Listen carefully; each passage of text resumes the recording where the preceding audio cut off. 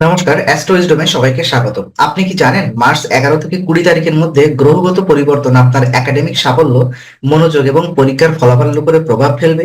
এই ভিডিওতে আমরা বিশ্লেষণ করব কিভাবে বুধ, মঙ্গল ও বৃহস্পতি আপনার পড়াশোনায় প্রভাব ফেলছে এবং কিভাবে আপনি এই সময়কে সফলতার পথে কাজে লাগাতে পারেন। তাহলে আর দেরি না করে আসুন দেখে নিই মিথুন রাশির শিক্ষা জীবনে বিস্তারিত বিশ্লেষণ।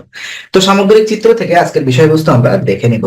মিথুন রাশির শিক্ষার্থীদের জন্য মার্চ 11 থেকে 20 এই সময়কালটা বেশ চ্যালেঞ্জিং এবং সম্ভাবনাময় হতে চলেছে। এই সময় বুধ, মঙ্গল এবং বৃহস্পতির প্রভাব একসঙ্গে কাজ করবে, যা আপনার শেখার ক্ষমতা, বুদ্ধিমত্তা এবং ফোকাসের উপরে প্রভাব ফেলবে। নতুন বিষয় শেখার প্রবণতা বাড়বে, তবে অস্থিরতা ও সিদ্ধান্তহীনতার কিছু সমস্যা সৃষ্টি হতে পারে। এই সময়কে কার্যকরভাবে কাজে লাগানোর জন্য প্রয়োজন সঠিক পরিকল্পনা, ধৈর্য এবং আত্মবিশ্বাস। তো গ্রহগত প্রভাব নিয়ে যদি আমরা কথা বলি, বুধ এটি আপনার বিশ্লেষণীয় ক্ষমতা বাড়াবে, নতুন জিনিস শেখার আগ্রহ বাড়বে, তবে সিদ্ধান্ত নেওয়ার ক্ষেত্রে দ্বিধা আসতে পারে। মঙ্গল যেটা কিনা দ্রুত সিদ্ধান্ত গ্রহণের ক্ষমতা দেবে, তবে কখনো কখনো হঠাৎ উত্তেজিত হয়ে ভুল সিদ্ধান্ত নেওয়ার প্রবণতা বাড়তে পারে। বৃহস্পতি যেটা কিনা আপনার ইতিবাচক শক্তি ও আত্মবিশ্বাস প্রদান করবে, তবে অতিরিক্ত আত্মতুষ্টি এড়িয়ে চলতে হবে। দীর্ঘমেয়াদী পরিকল্পনা করার ভালো সময় থাকবে এটা আপনার। পরীক্ষার প্রস্তুতি এবং ফলাফল নিয়ে যদি আমি কথা বলতে চাই, তো পরীক্ষার জন্য নির্দিষ্ট রুটিন তৈরি করুন এবং তা মেনে চলুন। কঠিন বিষয়গুলোর জন্য প্রতিদিন নির্দিষ্ট সময় বরাদ্দ করুন।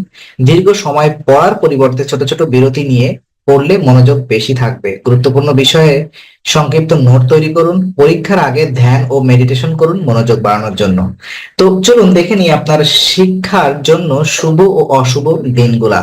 তো শুভ দিন 12, 16 এবং 19 মার্চ নতুন অধ্যয়ন বা গুরুত্বপূর্ণ কাজ শুরু করার জন্য উপযুক্ত সময় বলে বিবেচিত হচ্ছে।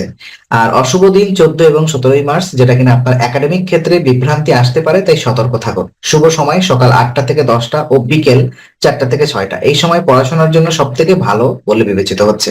চলুন দেখে নিই আপনার মনোযোগ বাড়ানোর, পড়াশোনার মনোযোগ বাড়ানোর কিছু কৌশল। নির্দিষ্ট লক্ষ্য স্থির করে পড়াশোনা করুন।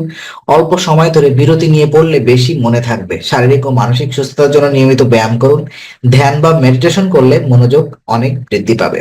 দেখে নিব প্রতিযোগিতামূলক পরীক্ষার জন্য আপনার কিছু দিক নির্দেশনা আমি দিতে চাই। তো সময় ব্যবস্থাপনা করুন এবং পড়ার রুটিন তৈরি করুন।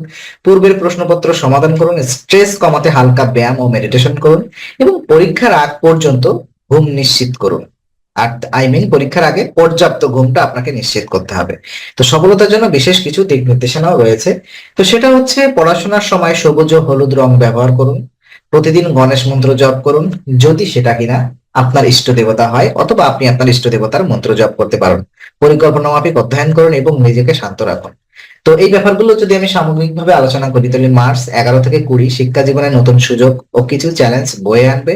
যারা এই সময়টাকে সঠিকভাবে কাজে লাগাতে পারবেন, তারা ভালো ফলাফল অর্জন করবেন। ধৈর্য, পরিশ্রম এবং পরিকল্পিত অধ্যয়নই হবে সফলতার চাবিকাঠি। আশা করি এই ভিডিওটি আপনার জন্য সহায়ক হবে। তো আজকের আলোচনা আমরা এখানেই শেষ করছি। আমরা আশা করি এটি আপনার মনে নতুন কিছু আলো সঞ্চার করেছে। যদি ভিডিওটি আপনার ভালো লেগে থাকে, তবে লাইক দিতে ভুলবেন না। আপনার মতামত জানাতে কমেন্ট করুন এবং প্রিয়জনদের সঙ্গে শেয়ার করে তাদের জীবনেও আলোর বার্তা পৌঁছে দিন। আর অবশ্যই আমাদের চ্যানেলটি সাবস্ক্রাইব করুন, কারণ এখানে আমরা প্রতি মুহূর্তে নতুন আলো ও জ্ঞানের কথা নিয়ে আসি। আবার দেখা হবে, ততক্ষণ ভালো থাকুন, শান্তিতে থাকুন। নমস্কার।